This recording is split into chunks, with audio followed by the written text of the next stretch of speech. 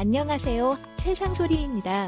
우리는 다양한 분야에서 벌어지고 있는 중요한 사건과 이슈들을 전해드립니다. 국내외의 다양한 관점을 통해 독립적이고 객관적인 정보를 제공하고 현대 사회의 다양한 문제를 이해하는 데 도움이 되는 콘텐츠를 전달할 것입니다.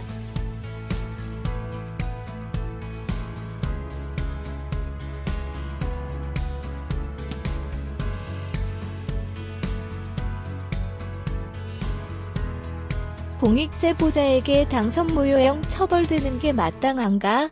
윤석열 복심에 가까운 권영세 의원 얘기다.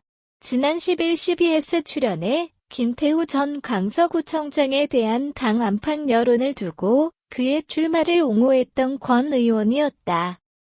권영세 의원 발언엔 두 가지 요점이 들어있다. 광복절 특별 사면으로 재출마 가능성이 법적으로 해소된 배경에 윤심이 작용하고 있다는 하나와 총선 승리를 위해 조국 전 장관을 직접 겨냥할 적임자라는 다른 하나다. 무엇보다 김태우 전 구청장이 재판 중에도 여야 힘겨루기가 가장 힘든 강서구민들 선택을 받은 능력이다.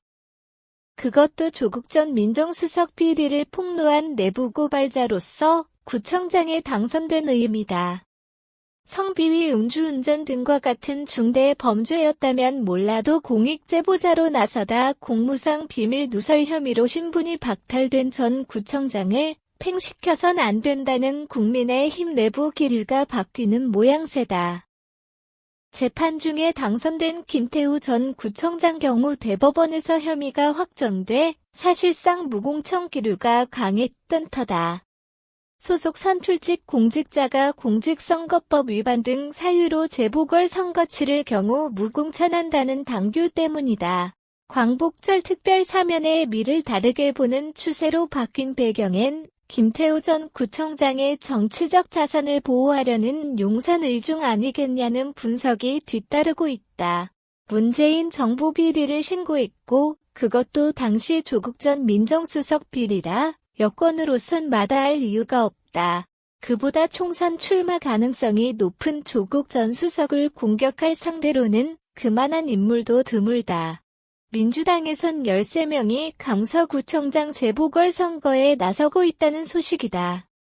총선을 코앞에 두고 강서구청장 선거는 여야 모두의 민감한 지역에 해당된다. 선거 후보자 선정에 많은 공을 들이는 민주당 속사정이다.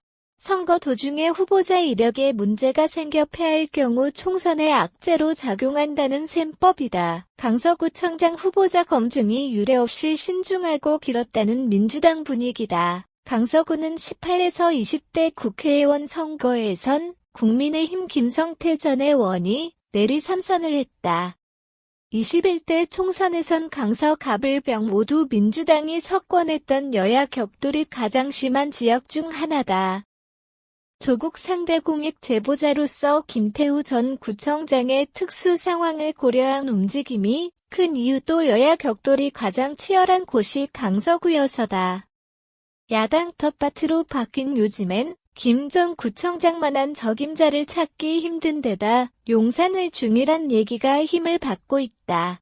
그를 당해서 공천하면 윤 대통령 법치주의와 배치된다는 지적도 뒤따르지만 비판 목소리는 이미 힘을 잃은 모양새다. 야권 텃밭도 문제이지만 김 전 구청장 사면으로 윤 대통령을 비판한 조국 전 수석도 총선의 큰 변수이다. 도둑놈을 잡으라고 신고했더니 신고 잡으고 나쁜 놈이라는 비유를 들어 조국 전 수석을 도둑놈으로 몰아 공세 고삐를 바짝 죄기 시작했던 김태우 전 구청장이었다.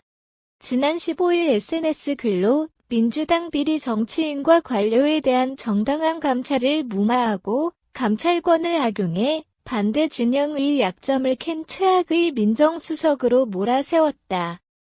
반대 진영의 약점을 캔 대목이 주목된다.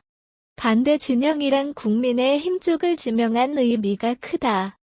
그의 내부 고발 때문에 적폐청산에 한참이던 민주당 일방 정치권 변화에 그가 일정 부분 물고 역할했던 의미가 적지 않다.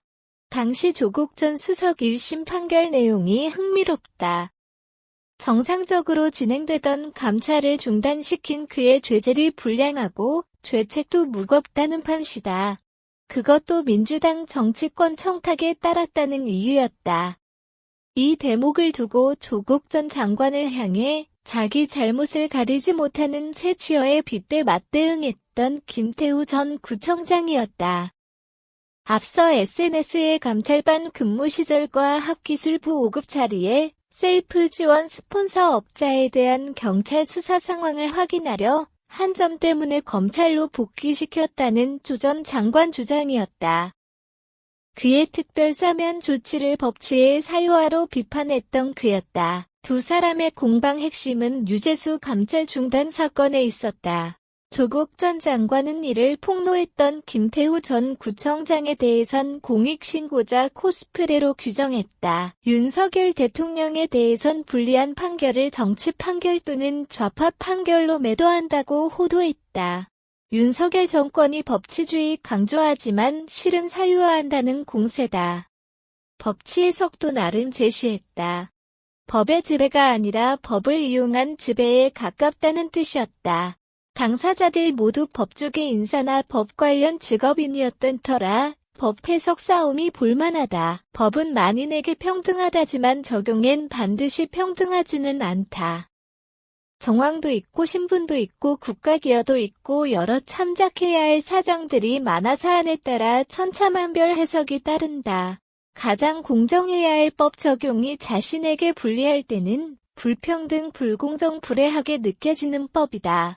조국 전 장관과 김태우 전 구청장이 법을 두고 내린 해석은 정말 반대다.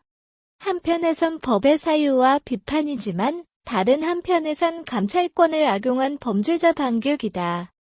새치어로 본인 잘못을 가릴 시간에 재판 대응이나 잘하길 바란다는 김태우 전 구청장의 보궐선거 출마의 미가 여야 모두에게 적지 않은 이유다. 도둑놈과 나쁜 놈을 가려야 할 기준이 후한무치여서 총선서도 이런 공방은 치열할 거로 예상된다.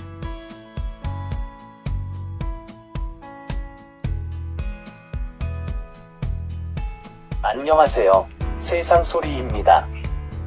우리는 다양한 분야에서 벌어지고 있는 중요한 사건과 이슈들을 전해드립니다.